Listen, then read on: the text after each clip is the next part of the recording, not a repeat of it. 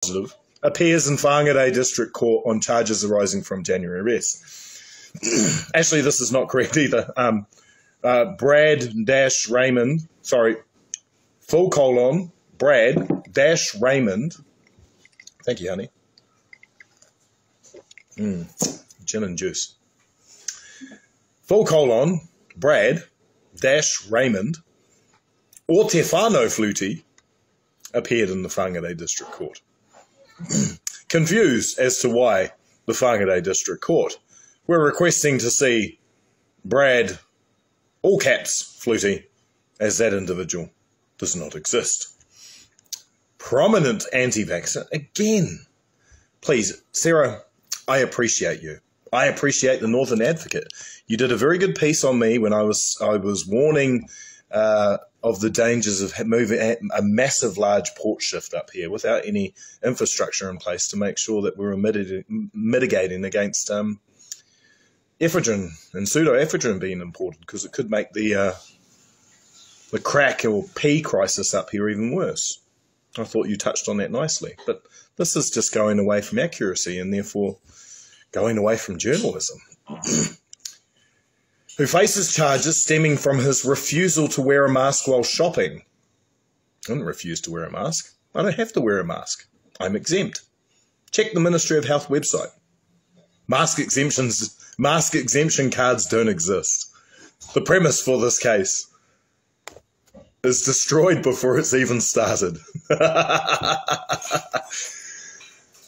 Arrest again yesterday when he refused to don a mask for court. I didn't refuse. The lawyer, who wasn't representing me, rather I think he was representing the police, whilst claiming to represent me, claimed that I refused to wear a mask. I asked him, and he's a lawyer of 35 years experience apparently, do I need a mask? He says, yes. Okay. Does it say on the Ministry of Health website, if I say I'm exempt, that I still need to wear a mask? And he said, yes. So nobody should ever, ever, ever hire Stephen Ross as a lawyer because he doesn't know his law. Flutey, 35, was scheduled to appear in Whangarei District Court on charges laid after a violent struggle with police outside a local liquor store on January 17th. That's my sister's birthday. It's not a very lucky day. This year, 2 counts of aggravated assault on police, resisting arrest, escaping police custody, disorderly behaviour, and trespassing at the store. Not in that order, I'm sure. As we're going to find out in future. I can't wait for this court case. It's going to be hilarious. He turned up at court as required, but refused to wear a mask, so was not allowed in the building. Again, did not refuse, asked the question. Rubbish was fed back to me, and so I just kindly brushed it off and asked them to check the relevant legislation to make sure that they were actually practicing law correctly. Suffice it to say, duty lawyer Stephen Ross was not required when I actually walked in there. Duty lawyer Stephen Ross, who spoke with Flutey outside the courthouse before the first call of the case, told the court Flutey refused to confirm who he was. Not correct. Not correct. Stephen Ross knew exactly who I was. Stephen Ross wanted to play games with me to joinder me to the authority of the courts. Stephen Ross is a bit of a dick. Who he was, but said he wanted to have the case adjourned as he was still awaiting disclosure. Oh, good boy, at least you did one job correctly. He claimed to have made a similar request from outside Wellington District Court recently, and an adjournment was granted. Never said that. Where are these people getting their information from? Beliefs. Made out like facts. That's the world we live in now. The man believed to be Flutey claimed to have a mask exemption but would not show proof, saying he wanted to see legislation requiring it. See how they changed what I said? I asked when he said to me, why won't you wear a mask? I said, why do I need to wear a mask? And he goes, because you need to wear one. Oh, can you show me the legislation that shows I need to wear one when I say I'm exempt? He didn't want to do that. See? Ask questions. Judge Taryn Bailey, who I thought was quite lovely, I hope I get her again, stood the case down until the end of the court list in case Flutey changed his mind. Not likely. He spent the afternoon waiting outside. Damn, terrible waste of my time that day was. Ross said he doubted the man outside Flutey would change his mind about putting on a mask for court. Damn right. That's the only thing you got right, Stephen Ross. Good for you. Noting he had just spent several weeks in Wellington. Yes, this individual is rather, what's the word, honey? What's a good word for? Annoying? Annoying. We'll go with annoying. Flutey was part of the recent encampment of protesters who occupied Parliament grounds as a demonstration against the government's COVID-19 policies. Actually, afraid to tell you, it's much more than that. We actually want the entire Crown Corporation gone, and we want to implement a constitution, and we're encouraging revolution.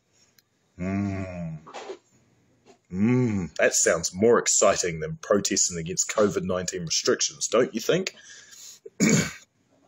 Prosecutor Sergeant Chris Goodall told the court police would seek a warrant to arrest Flutey if he failed to front the courtroom for the second call of the case. Well, Prosecutor Sergeant Chris Goodall, I hope you come armed with a taser. You'll need two. Before the second calling of the case at the end of the day, Judge Bailey said, under the current COVID protocol, Flutey was entitled to be in court to answer his charges. She was prepared to let him in without a mask, but had to have regard for the health of others. How do I do that? Tell them all that I don't have symptoms, therefore don't need to wear a mask? Console them gently as they neurotically fear me because I'm not wearing a mask for no reason. I didn't do either of those things. I'm sorry, Judge Bailey. She suggested that anyone not involved in the proceeding leave the courtroom, and they hurriedly ran away to their safe places. Ross said he had spoken again with the man outside, who now said he would not come into court until his name was corrected on court documents to Brad Raymond or Tefano Flutey. They even got it incorrect here. Still incorrect. They got it incorrect while I was in the court as well. These guys are just committing fraud left, right, and centre. Called by that name, Flutey appeared without a mask. How did he do that? Because it's not the law.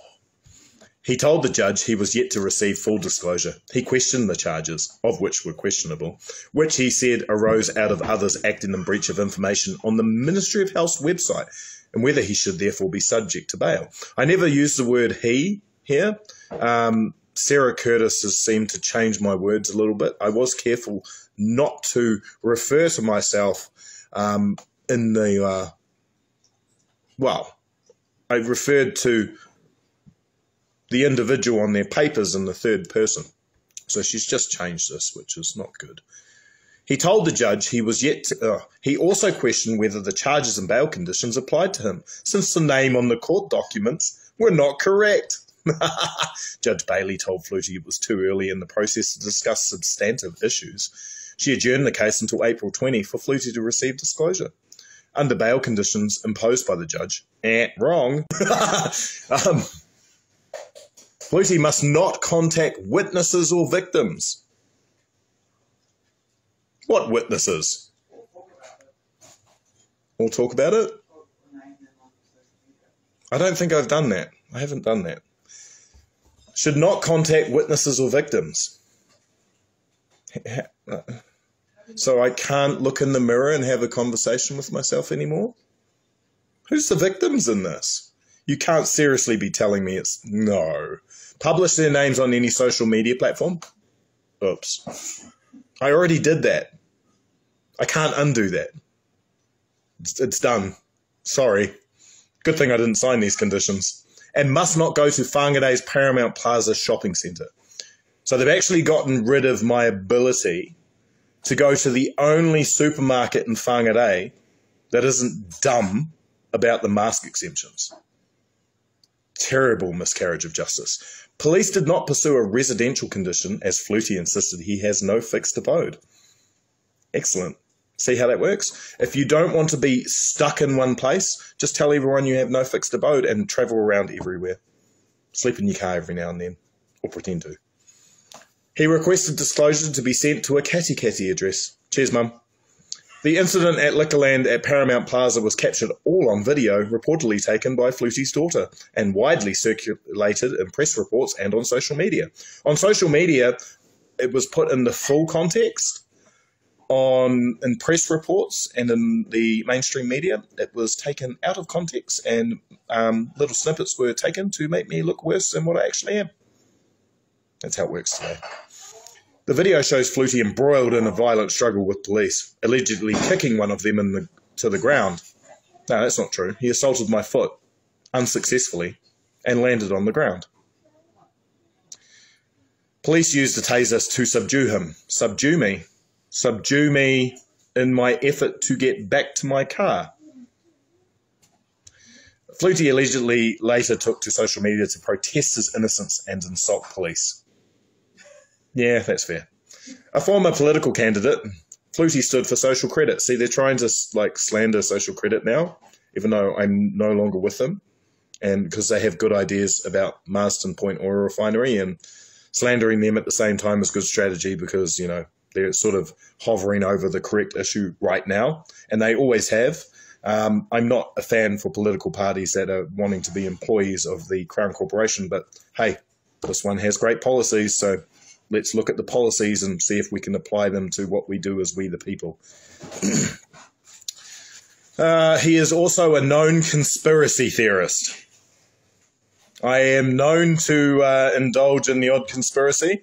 They seem to have more clout than your shitty stories. During the Wellington protests, he claimed on social media that demonstrators were falling ill, not from COVID, but due to devices emitting electromagnetic field radiation, which authorities were using against them. Actually, I made a joke that I had gotten sick from radiation poisoning and all my hair had fallen out after I had a haircut. And guess what? You guys called it COVID, and then the police grabbed me and threw me into the police station with a whole bunch of police officers, and then they got all COVID. Isn't that a great tribute to the Health and Safety at Work Act? Well done, police. Well done. Ka kite, everyone. Keep thinking for yourself.